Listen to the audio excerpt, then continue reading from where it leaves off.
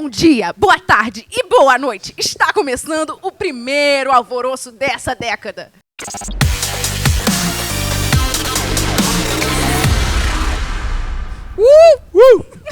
Ela tá muito feliz. Voltamos. Alegrei-me quando me disseram. Vamos à casa do Senhor. Voltamos no nosso sabate. Funciona. O nosso sabate. Então, gente, estamos começando um novo alvoroço. Um novo formato, talvez? Não. Isso aí. Tamo aí, galera, fala aí. Pelo menos de mesa é um novo formato. Numa nova década. Então, a gente vai falar sobre o assunto recorrente do fim de 2019, que é a pseudo-terceira guerra mundial. Fim de 2019? Começo de 2020, meu anjo. Também. Gente, eu acordei, eu vi aquela notícia e falei, não acredito. Eu tinha tanto plano para 2020, vou capinar mato na guerra. Não acredito nisso. Cara, 2020 mal começou, já veio com guerra, com doença e com todos os cavaleiros do apocalipse junto, cara. Porque, assim, Exatamente. caraca. Olha, eu juro que eu olhei 3 de janeiro e falei, é ótimo ser mulher. Não ligo!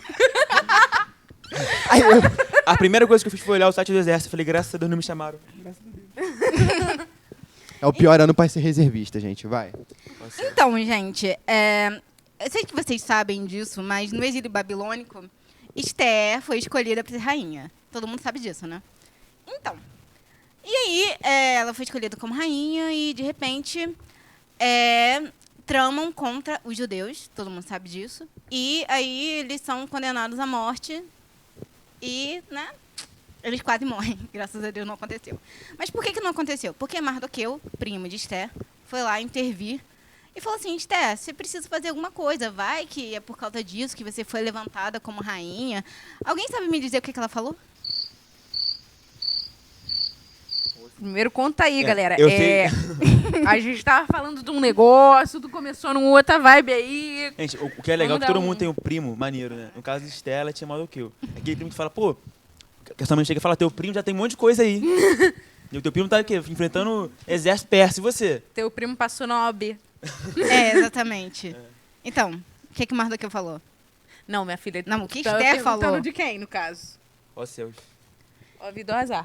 Então, gente, enfim, Esther foi pressionada por Mardoqueu a fazer alguma coisa e só É que ela perguntou o que Esther falou. Eu acho que Esther tem várias falas dela ali. Eu tava querendo saber ali no script de qual tu tava falando, não quero. Esther 4, Ah, tá. no fim de Esther 4. Então, e aí, Esther, ela sente medo de tentar resolver essa situação, porque se ela fosse diante do rei e tentasse intervir pelos judeus, ela poderia morrer. Só que Mardoqueu vai e fala assim, né? Se você não fizer isso, de outra parte, os judeus terão uma solução vinda de Deus, com certeza, né? Só que se você não fizer isso, você vai ser atingida. Porque não é pelo fato de você ser rainha que você está protegida. Deus está vendo tudo isso. É famoso, né? Se você não for, só você não vai. Porque a gente vai fazer. Se você não quiser fazer, o problema é seu. Entendeu? Colocou na parede legal ali. Tem algum versículo específico? Tem, Esther 4, 14, né? Não, 14. 9, 10 e 11. Ah, no 14 que ele dá o fora nela, que dá o ultimato, que ele põe ela na mesa. Ele dá o assim. ultimato, então? Dá, é no 14. É o 14 mesmo. Mas, enfim, gente, qual é a grande questão? Eu acredito que a gente está passando por um momento, com essa pseudo-guerra mundial, que a gente está sendo colocado contra a parede, de uma certa forma, assim como Esther. Só que a gente pode decidir ficar com medo ou fazer alguma coisa. Certo? Certo. Fala tu, Então, Chuchu. vamos à pergunta. Por que o medo ele tem nos atingido? Tanto para manifestar o reino, como para evangelizar. Eu acho que você fazendo esse paralelo, né? Tipo, aquele contexto ali de Esther, com o contexto atual, nós como cristão, tendo que pregar o evangelho e discipular, assim, vamos dizer assim, é um paralelo válido, porque ela também tinha uma decisão para tomar ali, porque naquela época você chegar diante do rei, né, do rei da Pérsia, sem ser chamado, corria risco de morte. Corria risco ali do Assuero falar não para ela e ela morrer, porque ele não podia entrar na presença do rei persa sem uma chamada específica. Pô, mas ela já foi como? Arrumadona, né? Já passou tem perfume. aqui, já tá garantido, né, moleque? Passou o tchontinho lançou o bolado. disfarce, ela foi. Lançou a braba. Mas tinha. Esther lançou a braba. Mas tinha esse perigo. sabe? Então, tipo assim, ela ia sair da zona de conforto dela, por quê? Pô, mas do que eu venho lá de longe falar aí, mandar esse papo pra mim, eu tô aqui tranquilo, ninguém sabe que eu sou judia, não vou morrer, entendeu? Ela teve que escolher sair da zona de conforto dela, sabe? Pra fazer algo em prol do reino, pra fazer algo em prol... E aqui a gente já vê uma parte vontade de muito Deus. importante do evangelismo, do discipulado, que é o primeiro contato, né? Ela colocou em risco, de fato, a vida dela, só que ela não fez isso, eu vou entrar chutando a porta do salão e olhar na cara dele e gritar com ele. Não, ela teve uma palavra que eu amo, que é estratégia, né? O Capitão Nascimento, ele vai falar do conceito de estratégia.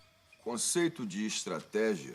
Estratégia. Do grego, exatamente, né? O senhor está dormindo? Senhor coordenador, Pois não, meu o senhor. 05 está dormindo.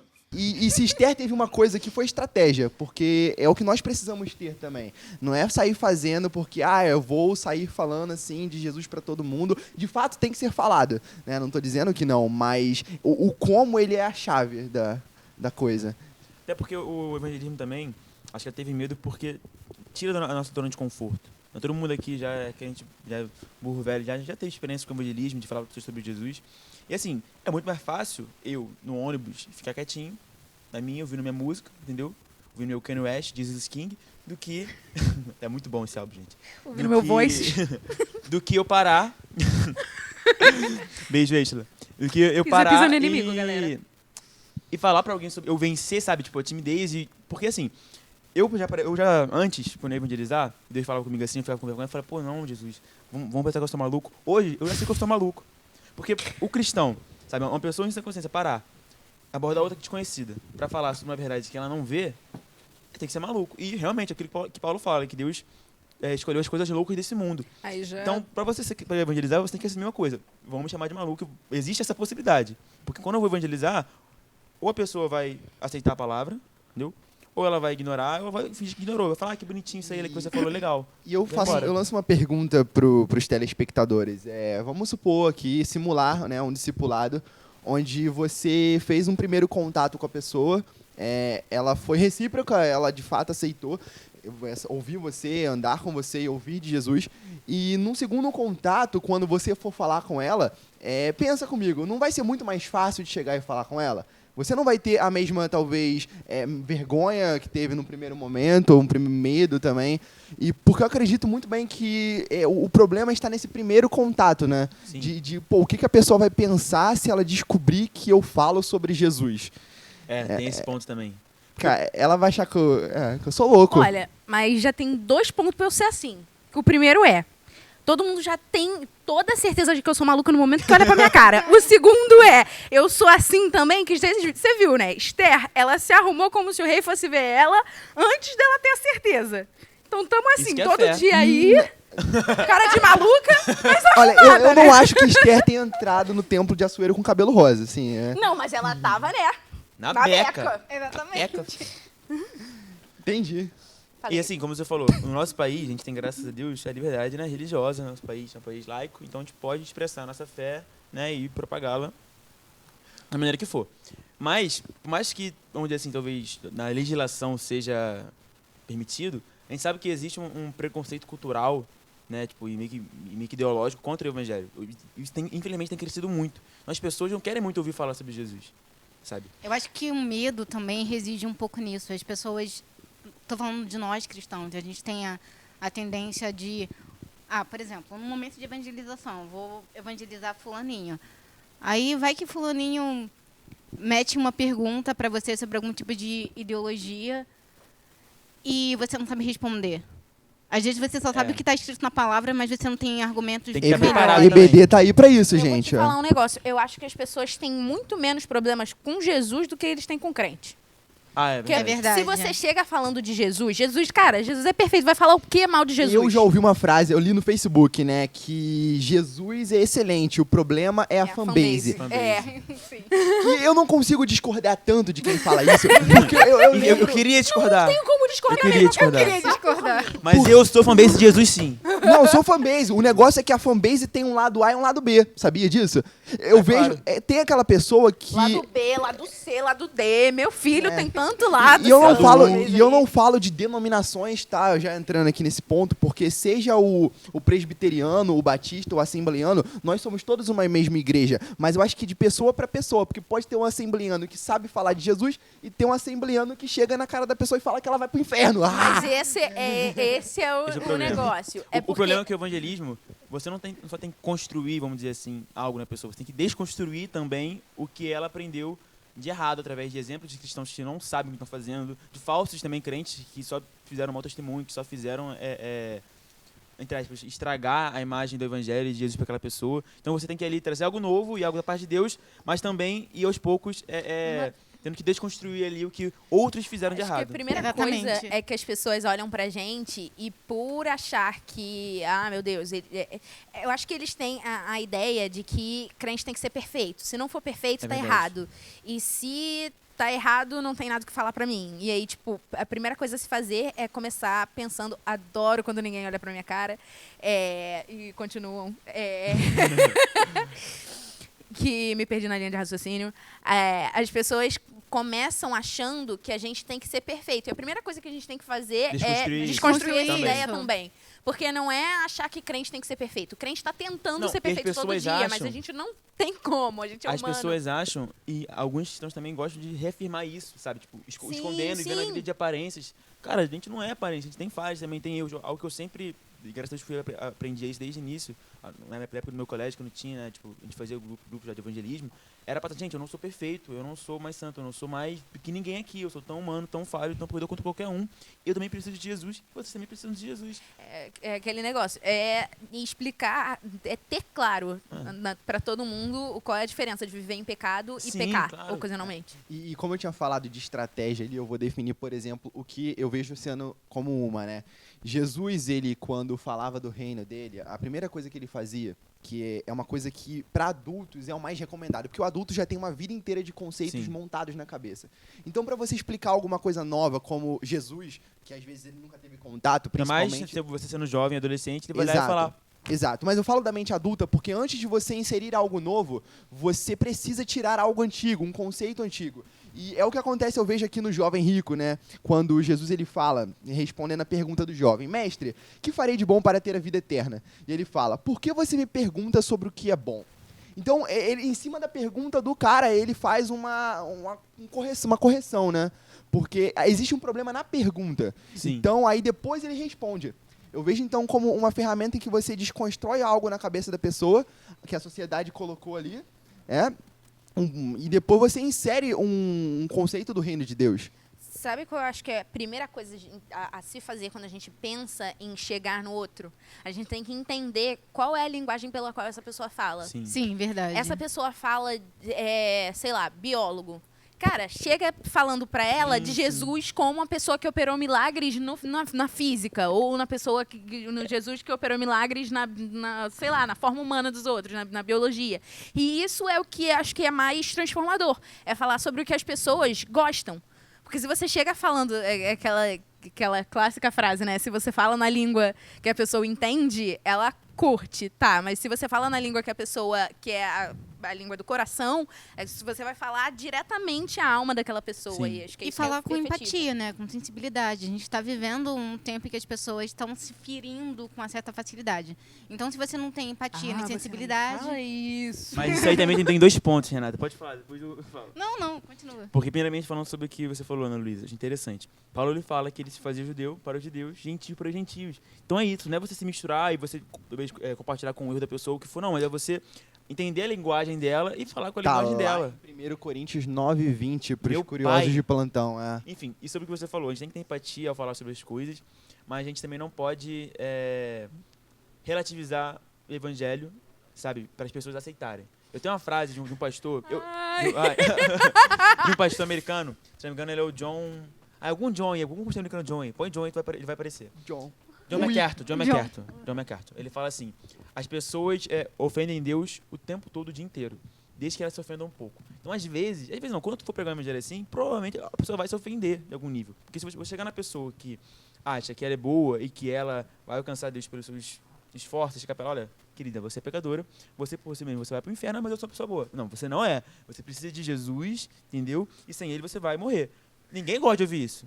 Só lembrei do carinha de The Good Place que não se convencia de jeito nenhum de Sim. que ele era ruim e tinha que ir pro inferno. Sim. Então você... Porque se você chegar com a pessoa mandar essa mensagem do evangelho, é algo que, de alguma forma, vai confrontar ela. Umas podem ser humildes e falar, pô, realmente, bateu aqui o Espírito Santo, é verdade. Outros podem se ofender com aquilo. E tem muito também do momento em que você vai falar. Ah, porque, claro. por exemplo, vou dar um exemplo prático, né? Porque eu prefiro muito mais. Eu tô no metrô e aí eu quero falar de Jesus para alguém dentro do metrô. Eu tenho a opção de chegar e falar para qualquer pessoa aleatória que eu ver na minha frente, né? Tem isso. Mas eu vejo como Deus ele é tão, às vezes, estratégico que a realidade está na mão dele a ponto de ele criar uma situação onde Jesus se encaixa perfeitamente para que você fale. Então, pedindo isso ao Espírito Santo, Com que é certeza. quem nos foi dado hoje em dia, a gente consegue isso. Mas a gente lembra de pedir? Eu falo essa pergunta pra mim também. A gente lembra de pedir nessas situações mais inusitadas assim do dia a dia? No metrô, na faculdade, no meio da aula da faculdade, cara. Não na prova não, mas na aula. Na prova não, tá? Na prova não. Então, gente, vamos para a próxima pergunta, senão a gente Mosquito. não, a gente não termina nunca. Então, Então, Esther. o mosquito, ele foi criado por Deus. Dê glória a Deus por ele. Dê glória a Deus por ele. Eu discordo. Acho em Gênesis O a Aed criação. egípcio. É o Aed egípcio. Eu acho que caramujas não são de Deus. Ah, esse Pergunta. egípcio. Lança no ar. Pode falar aqui. Posso? Posso ou não posso? Lanza braba. Tá bom, então. Esther, ela tava com medo e tava meio conformada com...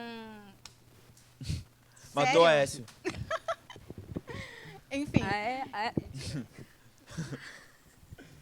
Foco, Então. foco alvoroçados. Conformada. Então, Esther estava conformada com a situação dela, com a sensação de segurança. Que situações nos trazem tanta segurança a ponto da gente, né, não querer fazer nada no reino, não querer manifestar, não querer evangelizar? Por que a gente se prende tanto a essa sensação de segurança? Como assim, Renata? Eu tô muito feliz. Quanto mais. Não, eu não sei se eu entendi muito bem, mas assim, pelo que eu entendi, é mais ou menos isso. Quer que eu reformule? Não, eu acho que vai dar uma linha legal aqui. Quando a gente não percebe as coisas que estão acontecendo ao redor de nós e quando a gente não conhece a realidade disso aqui, é que a gente fica mais acomodado no sentido de não praticar, sabe? Acho que quanto mais você conhece a Bíblia, mais apaixonado você fica por fazer o que está aqui e realmente propagar os ideais do que estão aqui. E você fica também Is confrontado, that? porque você tá passando por um lugar ali, você sente Deus pra pregar pra alguém, pra falar alguém, aí você vem aquela, não vou não, hoje não, tô cansadão, tô morto. Aí vem a palavra do Senhor. Aí você lembra, é aquilo que Jesus diz, que o Espírito Santo nos faria lembrar as palavras de Jesus. Mas se você não lê as palavras de Jesus, não tem como que lembrar, não tem como lembrar o que não existe. Pedrinho, eu gosto da teoria de loja de shopping. Qual é a teoria do loja de shopping? É a mesma coisa que você... Vamos lá, você tá passando na porta de uma loja. Aquela loja que tem mais pessoas dentro é aquela loja que você tem uma tendência maior a entrar. Por isso que quando você entra numa loja, entra mais uma pessoa, às vezes você percebe que ela tá enchendo. Porque as pessoas, elas têm uma pré-seleção daquilo que está... Tudo Maria vai mais- com as outras. Exatamente. E o que isso tem a ver, né? Tem a ver que quando a gente tá entre os irmãos, assim, a gente tá com um grupo de crente na rua, dá vontade de sair falando de Jesus, sair verdade. rodopiando, assim. Mas quando Amado, você tá calma. sozinho, que é o negócio, cara. É quando você tá sozinho. Sozinho é mais Cara, Porque difícil. aí que você realmente está na zona de conforto, porque não tem ninguém para te amparar ali, somente o Senhor. Então é um teste de fé. Que você tem que confiar que Deus ali vai te usar, que Deus ali vai... É nesse vai te colocar as momento que palavras- você é um pouco testado em relação ao amor pelas almas, sabe? Porque você tá ali sozinho, você representa o reino de Deus, você não tem nenhum apoio, mas você tem que ter aquela compaixão e olhar, cara, eu preciso falar. Compaixão. Eu entendo que vocês estejam falando do evangelismo mais um a um, quando você chega em algum lugar circunstancial, né? Famoso Mas X1, eu né? acho que o maior evangelismo que a gente pode fazer é viver o evangelho Ah, sim. real, sabe? Sim, de fato. Realmente viver como Jesus e não, tipo assim, viver como as pessoas dizem que tinha que ser. Não, é viver aqui, ó. Olha pra cá, vê aqui o que ele falou, o que ele fez e tal. Eu acho que é isso que é o mais efetivo, assim. Acho que as pessoas realmente olham pra gente e veem e falam, eu quero esse Jesus, quando a gente vive desse jeito. É isso aí. A Renata também falou sobre você amar as pessoas e amar as almas.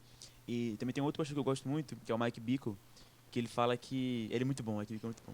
Que ele fala sobre nós orarmos a Deus e pedimos que ele nos faça ver as pessoas como ele vê. Sabe? Quando você começa a pensar nisso, tipo, o Senhor... Pô, mas Deus vê uns maus negócios ruins na gente, cara. Pô, muito difícil. Mas ele também vê, Não, ele também vê o valor e também vê o amor que a gente não consegue ver. Porque se eu olho pra Deus, se eu olho para as pessoas com os olhos de amor que o Senhor vê, que o Senhor me vê e também olha, eu vou me idealizar, sabe? Agora, quando eu olho com os meus olhos, eu falo, pô, fulano de tal, não. Pô, eu fiquei sabe? emocionada, mas ao mesmo tempo eu acho que se eu fosse Deus, eu visse as coisas ruins passando no Pesadíssimo. coração da pessoa, Gente, eu não sei se eu ia ter essa misericórdia toda. Hoje eu tava ouvindo o debate Mas isso que é o Melodia. amor de verdade. Não, é conhecer e perdoar. É verdade, é verdade. Hoje eu tava ouvindo o Perdão, debate senhor. Melodia e uma psicóloga tava falando sobre isso, sobre essa questão de você querer amar alguém, né? E a verdade é que você só começa a amar alguém quando você conhece ela. E isso também é um pouco difícil hoje em dia. As pessoas estão ficando um pouco mais fechadas, É pouco a insegurança tá permeando tanto a vida das Eu pessoas. discordo. Você se relacionaria com discordo. alguém? Você se Não, é relaciona- verdade. Eu Porque discordo, no Twitter todo porque- mundo se conhece. Não, mas o que eu acho real é que o amor do qual a Bíblia fala é o amor de decisão. E o amor de decisão, ele Sim, não é desse jeito. Ele não é eu te conheço e aí por isso eu te Mas amo. a Ele gente- é não eu está te conheço, eu condicionado a não nada, te né? conheço e mesmo assim eu vou ter atitudes de amor com você. Eu vou, em alguns momentos eu vou ser trouxa por você. Mas Faz conhecer ajuda, entendeu? Não, assim, ajuda a crescer Claro, o amor conhecer e ajuda provar. ajuda. Ele Conhecer ajuda. E também prova o amor, né? Porque amar alguém que Eu eu acho não que- conheço, que nunca me fez mal, tá bom. Agora, porque- quando eu conheço a pessoa, tipo, pô, fulano de tal ruim é dessa, né? Mas eu continuo amando. Eu acho que o maior ponto nesse aí é que pra mim, na verdade, isso não é mais amar, isso é gostar. Porque você pode muito bem amar geral e gostar de certas pessoas, Ah, é verdade. né? Você pode amar a pessoa e não gostar dela. E fala, vocês estão falando de amor A aí. Bíblia não fala e nada ela de tá gostar. falando de terceiro. Muito obrigado por gostar de mim.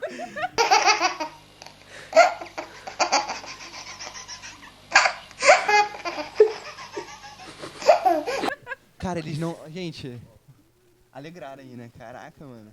Ó, vamos lá. Ela tá Foco. falando aqui de amor. Eu tive agora um insight aqui, mano, gospel. Que ela tá falando de Mateus 24, né? De toda aquela previsão do futuro. E ela falou do amor. E nesse mesmo capítulo nós temos falando que o amor de muitos se esfriaria, né? Sim. Só que é engraçado porque fala de muitos, não fala de todos. É forte. Né? Uma palavra simples, né?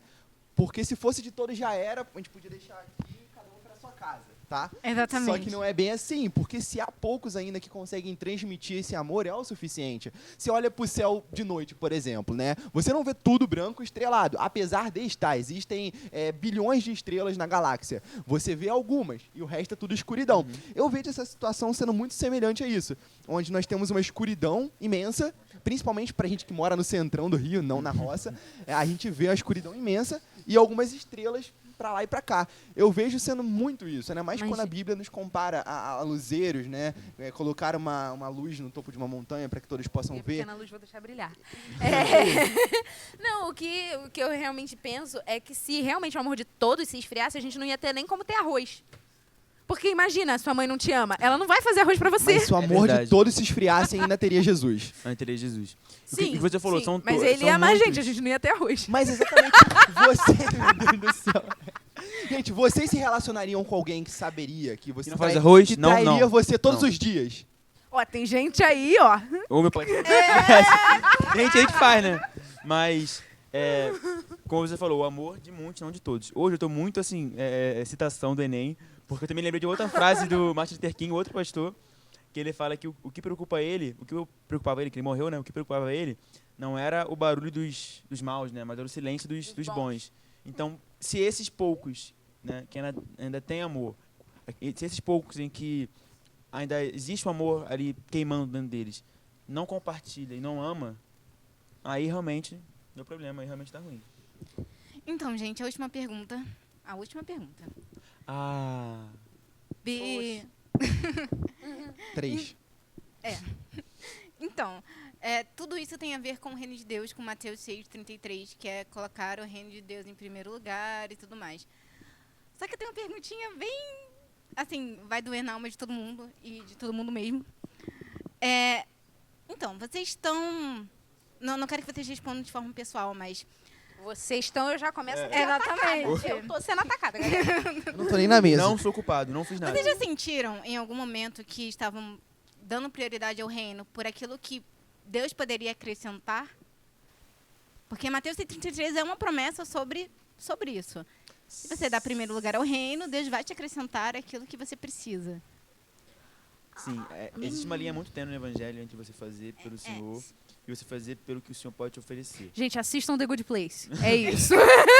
Sabe? É porque você não pode fazer o bem pelo que o bem pode trazer pra você. Você tem que fazer o bem simplesmente pelo bem que isso vai causar e pela... Olha, eu concordo e discordo disso.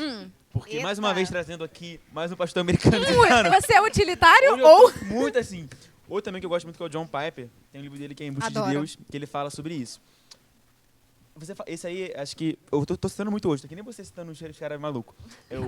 Quem tem essa filosofia de fazer o bem pelo bem e tipo, não querer recompensa alguma fora isso, é um pouco do Immanuel Kant. Né? Immanuel Kant, sei lá, ele fala um pouco sobre isso. Só que, tipo assim, isso é meio hipócrita, porque tudo que a gente faz com uma recompensa.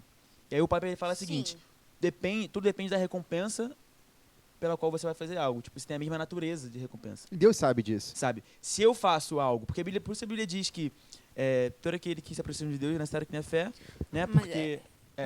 eu gosto desse versículo. Enfim, a Bíblia fala que Deus é o galardoador daqueles que o buscam. Então Deus ele se coloca como recompensador daquele que o busca. Agora, qual recompensa você quer? Você quer o Senhor ou você quer aquilo que o Senhor oferece? Exato. Esse é o Aí ponto a entre o lei da interesse- colheita. Pedro. Esse é o ponto entre o interesse e a... Pedro, eu já, o amor eu genuíno. já vejo esse versículo como algo que se autocompleta. Porque se o cara, ele conseguir de fato priorizar o reino de Deus, ele não vai ter tempo para se preocupar com a promessa. Ela vai ser uma consequência, porque em toda a palavra de Gênesis e Apocalipse, a bênção é algo que vem atrás de você e não ao contrário. As pessoas, elas querem trocar essa ordem e isso Sim. gera um problema. Existem leis que regem o mundo espiritual e assim como existem leis no trânsito, cara. E se você, a tentação ela existe de passar o sinal vermelho, a menos que você esteja no Rio depois das 11 horas. Mas quando a gente está falando você de um pode de um passar, mundo deve perfeito, passar. que é o mundo de Deus, certo? Então as leis lá são perfeitas. E só É isso. que eu falei em outro sentido, no caso. É tipo assim, por exemplo, na história de ser trouxa. Em alguns momentos, você vai ter que se fazer Perder. mal por um momento para que aquilo gere um bem eterno em outras... Seja uma eudaimonia. Eu não Não, queria falar o termo. É Mas aquilo que... A Bíblia é sobre perder, né? Se você é bem evangélico querendo ganhar muita coisa, você É Não sobre vem, perder a si não vem. mesmo. É sobre Você- perder a si mesmo o tempo inteiro. você ganha na eternidade, Deus Parecia te música abençoa da... muito, mas Eu não vou falar você nem. perde. Você tem que estar disposto a perder no evangelho. Eu gosto também de um versículo que eu acho ele que é tipo uma pegadinha de Deus, sabe? Que eu esqueci agora qual é a referência, mas ele diz que alegre-se no Senhor, deleite no Senhor e ele realizará os desejos do seu coração. Aqui isso, aí tu não, eu vou me deleitar no Senhor para que Deus faça o que eu quero. Aqui isso é meio trocado, porque se eu me deleito no Senhor, o que eu vou querer é o Senhor. Se eu me deleitar no Senhor, o desejo do meu coração não vai ser outra coisa, vai ser o Senhor. Então é meio que algo meio redundante, sabe? Que a Bíblia fala que esse é o foco. Jesus tem que ser a nossa maior recompensa. Não o que ele faz, não o que eu posso obter. Eu vejo muito sendo uma caça ao tesouro, né? Numa caça ao tesouro você tem como focar em dois lugares, ou na caçada ou no tesouro. E eu acredito que aqueles que focam na caçada, na trilha, no processo, eles se aventuram muito mais e no final eles têm muito mais histórias para contar, que é o que vai importar lá do outro lado, as histórias que nós temos, do que aquele que foca só no tesouro, porque quando você alcançar o tesouro, alcançou, e aí, sabe? Então, o nosso foco nesse momento, ele é muito importante, onde você tem olhado, porque a palavra vai dizer que onde está o seu tesouro, também estará ali o seu coração. Então, isso é muito válido para esse momento, porque esse versículo, parece que ele está em harmonia com Mateus 6,33. Sim. Eu juro que tu terminou de falar e já veio na minha cabeça, eu olhei pro dele e falei, não, adoro pelo tempo. Essa música é difícil, tá? Essa música é muito difícil, todo meu mundo anjo. canta baixinho, eu quero só... Reparem só. É Meu verdade. querido, Essa música eu não vou Lyrics. nem falar a pior situação que já aconteceu comigo e que eu cantei essa música, que não foi legal, não foi maneiro. Então, gente, é é isso. o famoso... como é essa música nova do Morada mesmo? Qual? Do... A chuva forte é você, vento forte é você. Então, tipo É assim, tudo sobre é você. tudo sobre você. Então, o que passa, o que acontece é sobre Deus. Se você não está focado no Senhor, você vai ficar. E a chuva vai te levar, e as águas vão te levar. Mas se você está firmado em Cristo... No final, A gente começou falando, né, de Terceira Guerra, né? Complicado o bagulho. Mas a questão toda é que, assim, a gente quer o tempo inteiro e a gente não fica cantando vem Jesus, Maranata, ora vem Jesus. Se não acontecer tudo isso, não tem como Jesus vir. Então, se você quer que Jesus venha, vai ter que acontecer tragédia, galera. Pois é. Sorry. Maranata. É isso. Nada a declarar. Eu posso encerrar com um salmo aqui. O Salmo 46 tem muito a ver com isso, né? Quando ele fala que Deus é o nosso refúgio e fortaleza, socorro bem presente na angústia. E aí, do 2 ao 3, do 2 ao 3, né? 2 e 3, ele cria um cenário de caos aqui, né? Porque, portanto, não temeremos ainda que a terra se mude e que os montes se transportem para o meio dos mares, e ainda que as águas rujam e se perturbem. Cara, aqui é o caos. Aqui é aquele momento que você olha pro lado e tipo, mano, é claro que ele está falando de monte para o meio dos mares, eu não consigo ver isso fisicamente falando, mas é algo caótico. E depois disso tudo, ele Tu acha caótico? Eu acho maneiraço. Imagina o monte voando ali. Mano, e o salmista ele vem como se nada tivesse acontecido e fala, há um rio. Não é o de janeiro, mas há um rio, cujas águas alegram a cidade do Senhor. Cara, e tipo, como se nada daquilo antes tivesse acontecido. É uma habilidade de se desprender do caos do passado, que eu acho fenomenal. E nesse capítulo também vai falar sobre guerras, né? Que Deus ele faz cessar a guerra, as guerras até os confins da terra. Então, acho que Terceira Guerra Mundial, tudo que está acontecendo aí, essa polêmica, ela além de ser uma confirmação de que nós estamos no caminho certo, também é algo que está escrito aqui, que não há motivo para se preocupar. Né? É isso aí. É rir da cara da guerra, como ela fez aqui. É isso. E como o salmista fez. Porque chorar, tu vai vencer. Por quê? Chorar. Tchau, gente. É isso, meus amigos.